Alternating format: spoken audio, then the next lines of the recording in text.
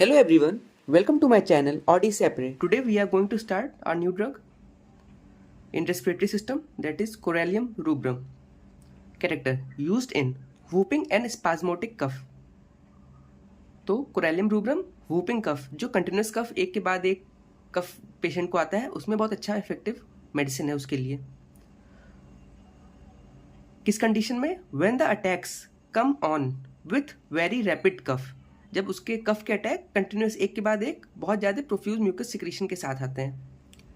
Attacks follow slow closely that they run almost into each other.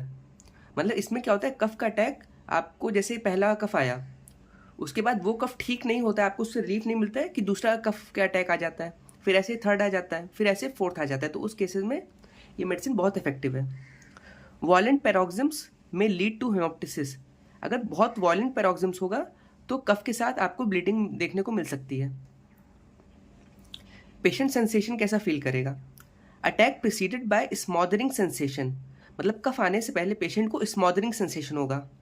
स्मॉदरिंग मतलब आप अगर किसी का भी आप अगर पिलो से फेस को कवर करते हैं, उस टाइम उस पेशेंट को जो सेंसेशन फील होगा उसी को बोलते हैं स्मॉदरिंग सेंसेशन. फॉलोड बाय एग्जॉशन, मतलब कफ के अटैक के बाद पेशेंट बहुत ज़्यादा वीक हो जाएगा. Sensation of cold air streaming through the skull and air passage.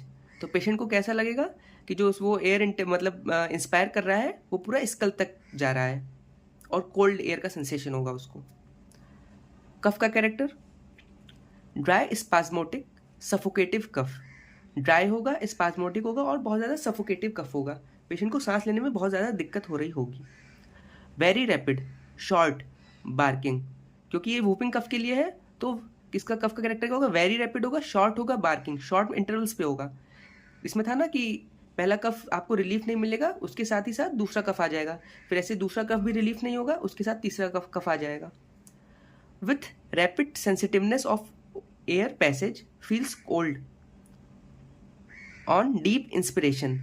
तो अगर पेशेंट डीप इंस्पायर करता है तो उसको कोल्ड एयर का सेंसेशन फील होता है पूरे एयर पैसेज में. Profuse secretion of mucus droppings through the posterior nares. Patient को क्या फील होगा? जिसका म्यूकस सिक्रीशन है वो पोस्टीरियर नेयर से फॉल कर रहा है और थ्रोट में जा रहा है.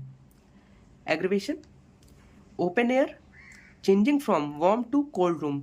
जब पेशेंट वार्म रूम से कोल्ड रूम की तरफ जाएगा तो उसको वूपिंग कफ का अटैक उसका स्टिमुलेट होके फिर से आ जाएगा.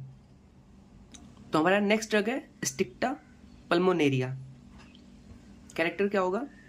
Offers set of symptoms coryza, bronchial catarrh and influenza with nervous and rheumatic disturbances.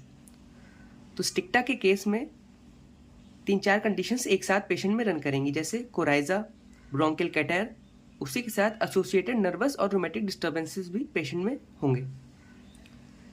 कफ का character loose cough in the morning, dry hacking cough at the night.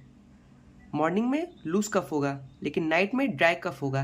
Hacking कफ तब होता है जब एयरवे में कोई इरिटेशन होता है, तो इसका कैरेक्टर होता है लाउड और होर्स हैकिंग का. Cough after measles. पेन का character pain through the chest from sternum to spinal column. Pain कहाँ से कहाँ ट्रेवल करता है? पेन स्टर्नम से चेस्ट होते हुए स्पाइनल कॉलम तक जाता है स्टिक्टा का. एग्रीवेशन कब होता है पेन का? इवनिंग में और व्हेन टायर्ड, जब पेशेंट थक जाता है या शाम को रेस्ट करता है उस टाइम पेन का एग्रीवेशन होता है.